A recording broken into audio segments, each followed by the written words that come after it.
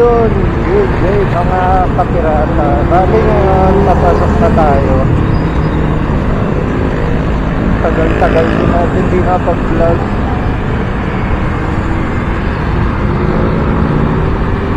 Parang di naman sa sobrang tagal, pero ngayon na lang ulit tayo nag-video. Yung mga nakikita nyo kasi post nyo, puro ano na yun eh, puro mga backlogs ko na, yung mga dati ko ng ano yun, mga kinuhaan.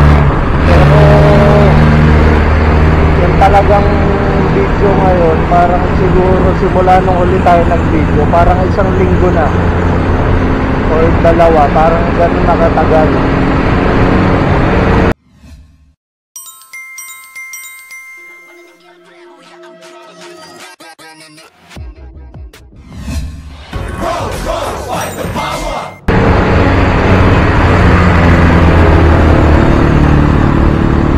So yun nga, bakit natin naisipan mag-ano ngayon, mag-vlog ngayon? Kasi nga, uy, ano yun, yung aksidente, meron yan. Naisipan natin mag-ano ngayon, mag-vlog ngayon kasi may pinapanood ako sa YouTube. Tapos parang yung topic nila is functionally literate sa mga gumagraduate ngayon sa eskwelahan. So ito, mabilis lang naman to, i-tackle lang natin sandali yung topic. Kasi parang medyo ano eh, parang nagigets ko kung bakit ganun yung ano ngayon, yung mga estudyante ngayon ng junior sa senior high. Kahit nga yung ano eh, yung mga high school pa lang, parang alam nyo yun, marunong sila magbasa, marunong magsulat, pero pag tinanong mo, pinakwento mo sa kanila or tinanong mo sa kanila kung ano yung binasa nila, hindi nila alam.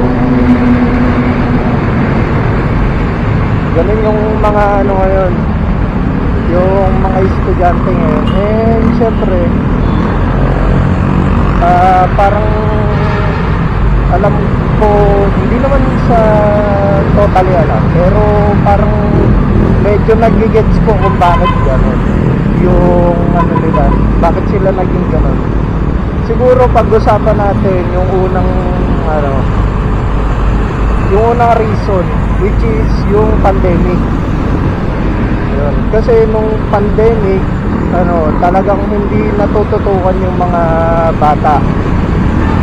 Alam naman natin yan, parang dahil puro online nga, binibigyan lang natin sila ng mga module, yung mga teacher natin yan. So bukod doon, yung mga module na binibigay sa mga estudyante nung time na yun, ang madalas gumagawa rin yung mga magulang pa rin. So ayaw kasi nilang bumagsak yung mga anak nila. So syempre parang naman hindi sakit sa ulo, tapos hindi pa sila magtuturo, sila na lang mismo gumagawa ng module. Kaya nangyayari, yung mga anak nila wala natututunan. Tapos syempre wala pang masyadong intervention ng mga teacher kasi ayun, nasa bahay lang, hindi sila mapagturo na maayos. Kasi napapansin ko sa mga online class nung pandemic, ang madalas niyan yung mga estudyante na-connect lang yan sa Teams, parang nagjo-join lang sila doon sa Teams or Google Meet or basta yung ginagamit nila para sa makausap yung mga teacher para dito sa mga online class. Pero sila hindi naman sila nakikinig sa klase, basta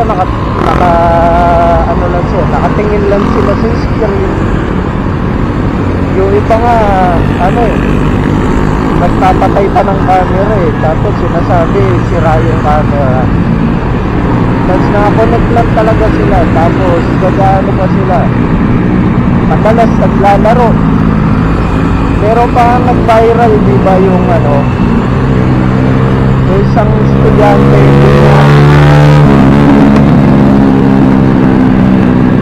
nagpagputyo. Tapos mabalik tayo. Meron pang time na minahuli yung naglalaro habang nag-online class ng teacher. Nahuli ka ng teacher niya kasi binabanggit niya yung parang kausap niya yung kasama niya sa laro. Eh hindi niya napansin na hindi pala nakamute yung mic niya doon sa sa online class. So yun, tinatanong pa siya nung teacher para sabi, sino yun? Pag nakita ko pa yung video, i-post ko para medyo maintindihan nyo. Nag-viral to, talagang ang naalala kong famous play niya dito is Who's That 30 ba yun? Parang gano'n. Kasi I uploaded it on YouTube just in case that like my wife. Tayo mag-res. Sino yung nagsasalita? There's like a background thing. Come on, Patch, get that 30. Sino yun? Mr. Antolin? Hello. It's not Mr. Rodriguez, Alessandro. Come on, get that 30, bro. My God. Mr. Rodriguez. Mr. Rodriguez's microphone is... I don't want to mute him because I want to hear everything he's saying. Punta ko loadout pasama ako. Tama ba? Si Mr. Rodriguez lang. Diba? Naka-unmute siya. Siya, no? Yes, sir. And he doesn't even hear me. Sama ako dito, bro. May Berta, Sige, makinig pa tayo. Para ma-record. UAB, dali. Meron ata dito sa akin eh.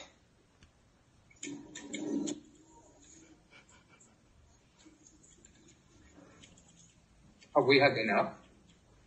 I certainly have had enough of this kabastusan. May gamit ba yan? Bala, plates. Stephanie still here? The teammate of Alessandro? Yes, sir. Di ba si Alessandro yan? Yes po. Naririnig ko siya, di ba? Kaya, Opo. bakit hindi niya ako naririnig? Yung hindi Sir, naka-join. baka nakamute po. Baka nakamute po. Wala akong AR, man. Meron sa school, Pero yung microphone bukas. Pengi ako AR. Pengi AR. Yes, Pati sir. plates. Pero baka nakamute AR, din pati sa plates, kanya. man. Basto, Stephanie, sabihin mo nga. Po. Bastos. Sila... Yung bastos, grabe. Ay, gago ka. See? Teka. Ayaw ko siyang i-mute. Gusto ko ma-record na sa labas. Ito na ba? Sir, wala na. Kapag na-mute mo na ata, hindi mo na pwede i-mute. Ikaw ata, sir, nag-mute kay Sandra? Ako, minute ko siya. Kasi I can't take it anymore. Too much. Hindi na po siya pwede ma-mute if ever po. Oo nga. Siya lang ang pwede mag-mute sa sarili niya. Can you please tell him? Yes po. Paki-message mo manaw. Opo. May message po ako. Oo, sabihin mo, narinig namin lahat ng pinagsasabi niya. Sige po. Oo. Okay? Oo. Ayan. Grabe. Narinig namin lahat, Mr. Rodriguez. And of course, recorded. I mean, can you at least mute your microphones? I mean, di ba, parang, di ba I told you naman, you don't have to attend my class. If you are not interested, if you don't care about anything I'm saying, just do not attend. So that you are not a nuisance. If you do not know what a nuisance is, you Google it. I hope you can spell it correctly.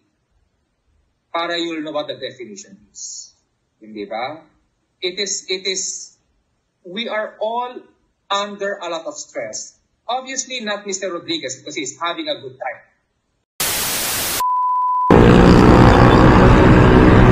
So yun, yun yung isang factor. Yung pangalawang factor, ano, mababa na yung attention span ng mga bata. Kasi dahil nga sa mga naglabasan na katulad ng mga TikTok na ilang minutes lang yung video, parang may na yung mga bata na ganun yung pag matagal sila nakatutok sa isang bagay, naboboring na agad sila. So minor lang naman yun. Tapos ayun nga, merong pa isang part yung mga ng teacher, yung mga intervention ng mga teacher. So yung mga teacher naman, nagtuturo naman yan kasi alam naman natin ginagawa naman nila yung trabaho nila. Kasi syempre bread and butter nila yan eh.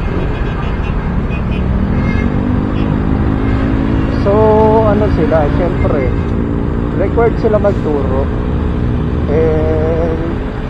Gugustuhin ba nilang yung mga gumagraduate sa kanila is mangmang? Syempre ayaw rin naman nila yun, di ba? Pero ang nangyayari kasi ngayon, yung ibang teacher kaya hindi nagbabagsak yan kasi natatakot sila sa mga magulang. Una, pag binagsak mo yung bata, anong gagawin ng magulang? Susugurin ka sa eskwelahan, irereklamo ka bakit mo binagsak yung anak niya. Yung unang-unang mangyayari dyan pag bumagsak yung bata. Pangalawa, parang si teacher syempre ayaw mawalan ng trabaho kasi hindi naman biro yung hindi naman birong tawag dito, kumuha ng license, mag-aral na matagal, tapos dahil lang sa isang reklamo mawala ka ng trabaho. Siyempre parang unfair yun. So yung ibang teacher, dahil natatakot nga sila mawala ng trabaho at mareklamo ng magulang, pinapansa na lang nila yung bata. Ayun yung yung base sa napansin ko. Saka yun din yung karamihan ng teacher, yun din talaga yung reklamo. Ayaw nila mawalan ng trabaho dahil lang sa isang reklamo.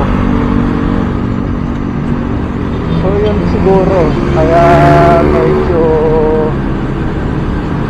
sila, medyo may problema rin sa part ng mga teacher. Saka yun nga, nung pandemic, syempre nahirapan sila magturo kasi may mga bata talaga hindi nakikinig traffic.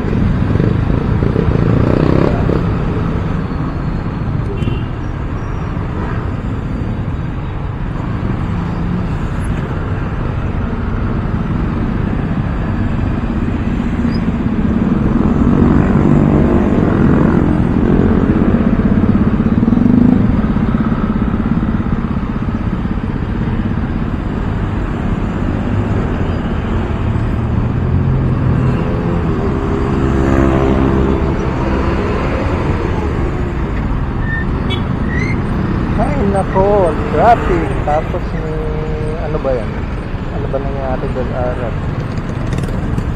Parang may bumaba pa yata.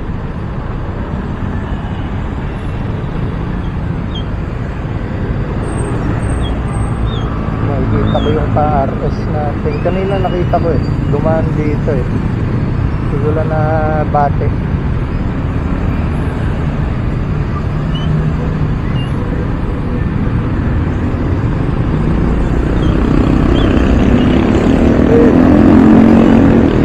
Natin ang motor, tapos naka angel eyes pa yung niya, headlight, ganda. Tapos tail tidy yung kanyang signal light saka brake light. Tayo signal light lang natin yung major modification nito kasi nga kailangan ng palitan, putol na So tayo, napilitan tayong magpalit ng ng signal light. Pero kung hindi naman nabali yung signal light ko, wala man akong balak magpalit eh. Tapos yung harap na signal light natin, pinalitan natin kasi nga para makita natin sa tayo lumiligo. Ayan umiilaw na siya. Hindi ko lang kung makikita sa camera eh. Pero yan, baba natin ayan so binigyan ko ng 5 yung nito, yung nagbenta sa Lazada, yung seller. Kung pwede nga 10 ibibigay ko eh, kaso 5 lang. Okay. Nalagpas yun tayo. Doon lang traffic talaga madalas eh. Saka dito sa sa bandang palengke nila.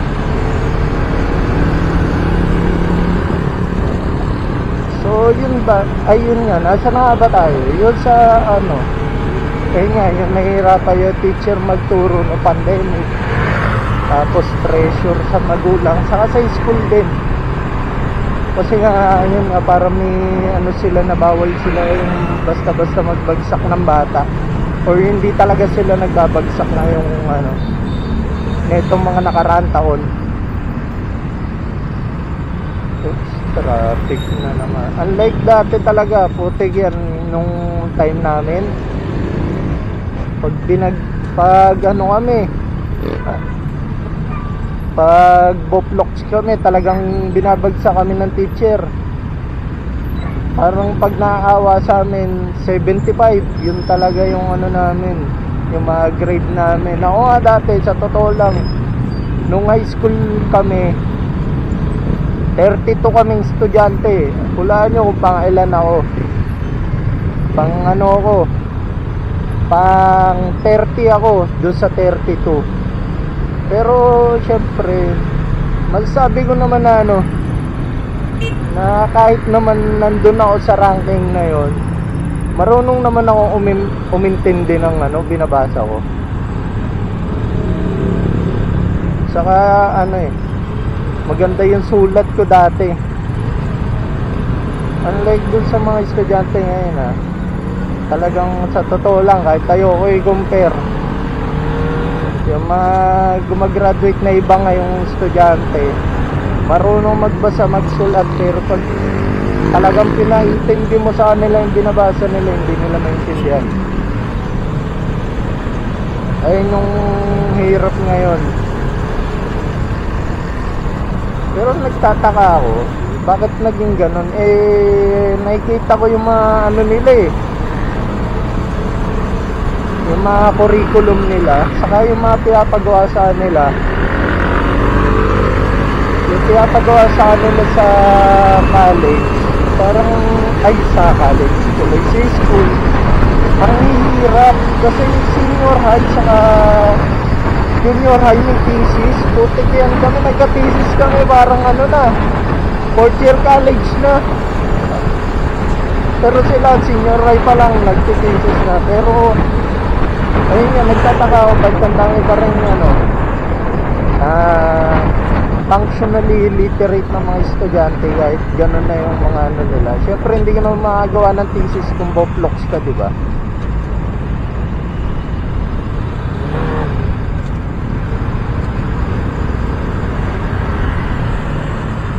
Yun, amoy sunog na goma. Sa akin pa yun, hindi naman siguro, ngayon wala na amoy.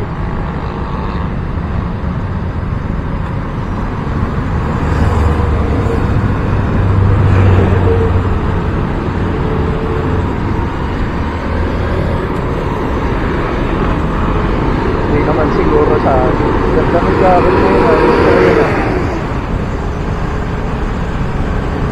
tingin niya ako ulit sa ukay-ukay. Baka may makita ulit ako mga ganyan jacket. May nabili dati akong jacket, ang ganda Three Kingdoms. Ganyan yung, almost ganyan yung design. Talagang oversize.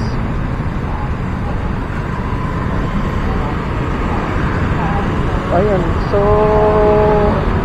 pa nga ba bukod doon? ayun, dun tayo sa ano, yung ay sa ano, sa last part. Siguro yung pinaka nasasabi nito nating at fault.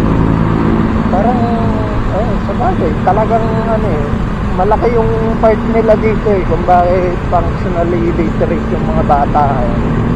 Siguro dahil ano, yung mga ano, magulang ngayon, talagang ano, kinukonsinte yung anak nila, legit yun.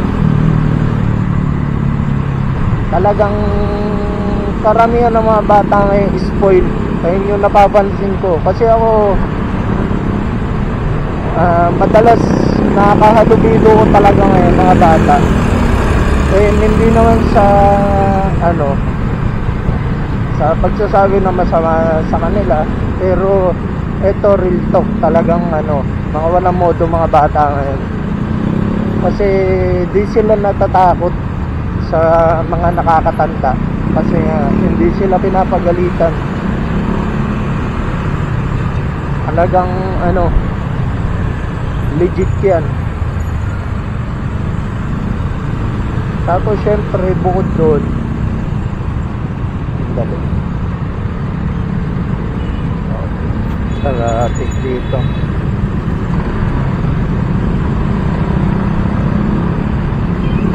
Ayun, bukod doon, pag bumagsak yung anak nila, sila yung una magre-reklamo sa mga teacher.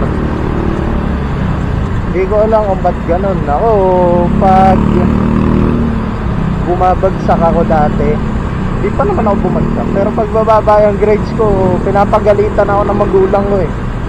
Ngayon putik yan, pag bumagsak yung bata, yung teacher, ano, yung teacher yung kawawa. Dati, pag bumagsak ako, yung teacher sa aking magulang nagtutulungan para pagsabihan ako. Ngayon yung magulang sa aking bata pinagtutulungan yung teacher. Ganun yung nangyari ngayon. Parang nawalan ng ano, kapangyarihan yung teacher para ano yung ano nila, yung authority nila sa school, kasi nakokontrol na sila partially ng ano eh. Ayun.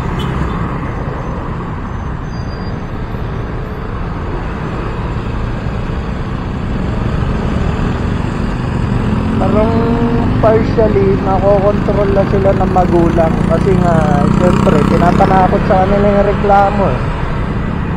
Pero talaga dati nung time ako, pag ang baba ng grades ko, yari ako kila mami.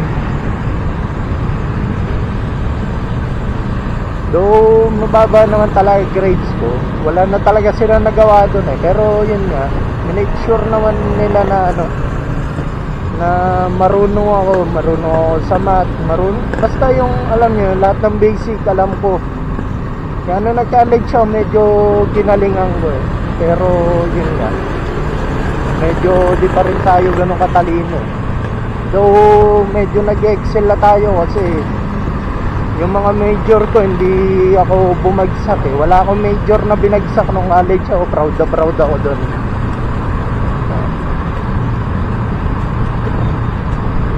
So yun, yung pinaka ano talaga, magulang. Tapos syempre yung magulang tinatamad na magano yan eh, magturo-turo sa mga anak nila. Like dati talagang ano, naalala ko nung elementary ako, talagang ano, elementary nga ba? Hindi, nung bago pa mag-aral, si daddy tinuturuan pa ako magbasa ng ano yan, magbasa. Parang binigyan niya ako dati nung libro na maliit, yung Abacada. Tapos tinuruan niya ako ng mga basic doon. Tapos tinuruan din ako magsulat. Parang una niyang tinuro letter A. Parang pinasulat niya ako sa ano nun, sa ano yung pad paper, letter A na malaki sa maliit. Parang ano yun, isang pad, puro ganon. Tapos kinabukasan letter B, hanggang ano eh, makompleto namin yung alphabet. Lahat yung pinagawa sa akin nung ano ko, nung hindi pa ako nag-aaral sa school. Tapos nung nag-aaral na ako, syempre diretso ako prep. Ay, nag-prep. Hindi, nag-nursery pa ako tapos prep. Pero hindi na ako nag-kinder, or nag-kinder yata ako tapos prep kagad. Yung nursery yata hindi ko nadaanan. Basta parang ganon. Tapos ayun nga, parang grade ano, nung ano ko, nung 5 years old yata ako, naalala ko may kwento sa ano, sa libro. Okay. Eh syempre ako, ayoko nang basahin yun. Hindi naman sayo, parang alam yun, sa sobrang araw-araw ko siyang binabasa, nakabisado ko na. Kaya pag pinapabasa sa akin yung hindi ko na kailangan siyang masyadong tignan. Doon marunong na magbasa, yun niya. Pero yun niya, nakabisado ko na siya. Ganun ka grabe magturo dati sa akin yung mga magulang ko. Kaya talagang natuto ako. Tapos yun, siyempre, pinabasa ako. Pinaintindi rin sa akin kung ano yung mga binasa ko.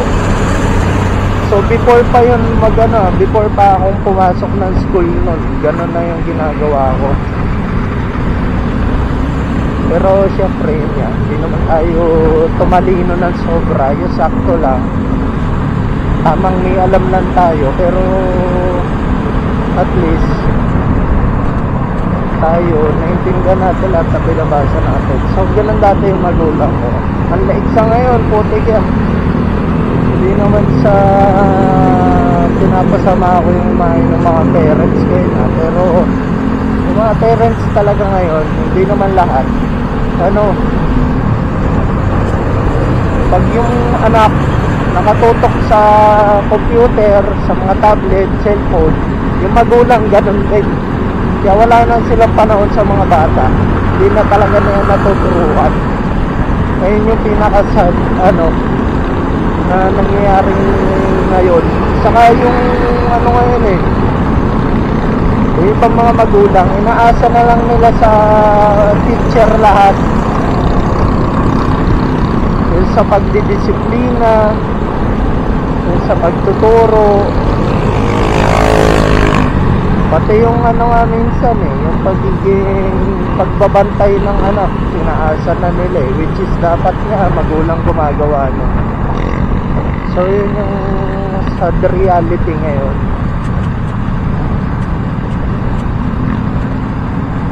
Yan, nakakalungkot talaga. Dati kami, tutok na tutok kami ng magulang namin Hindi kami pwedeng magpapetiks-petiks ng bata kami.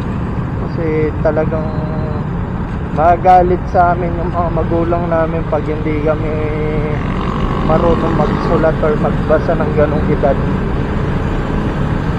Ngayon, pag parang tingin ngayon ng magulang sa anak nila, nakukyutan pa sila pag mga bulol-bulol which is dapat hindi na ganon. Saka dati talaga may takot yung sa mga teacher namin.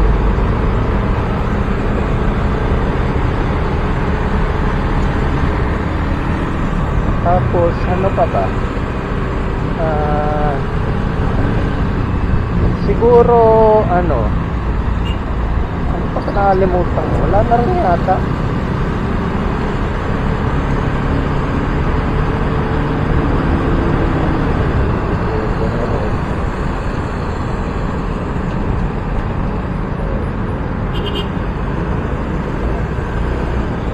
Diretso na sa pinasulat.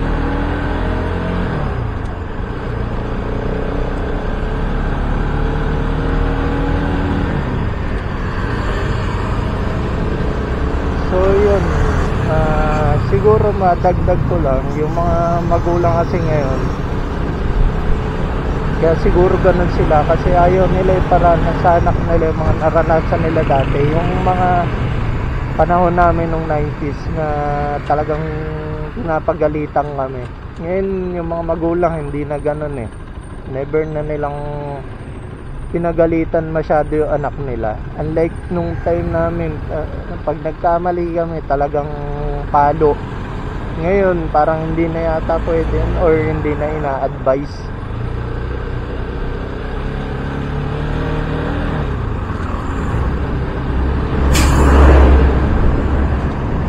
Tapos syempre yung mga magulang ngayon, yung mga hindi nila naranasan dati, yung mga ginhawa, gusto nila paranas sa anak nila eh. Kaya siguro talagang nabibaby nila yung mga anak nila. Pero syempre kung may maganda na dudulot yung may masama din. Katulad nga niyan na masyado na nagiging dependent yung mga bata sa mga magulang, or hindi na sila natututukan sa pag-aaral. Siguro hanggang dito na lang. Dito ko na siguro tapusin yung vlog kasi wala na rin ako maisip eh. Parang naging topic ko lang to kasi nga yung dalawang napanood ko sa YouTube nitong kaninang umaga tungkol nga do sa functionally literate na mga estudyante sa senior high. Eh syempre ano ba naman yung bakit din natin pag-usapan yung mga gantong bagay kasi talagang relevant siya ngayon sa panahon natin eh. Ay tagal. So siguro hanggang dito na lang guys. Bye na.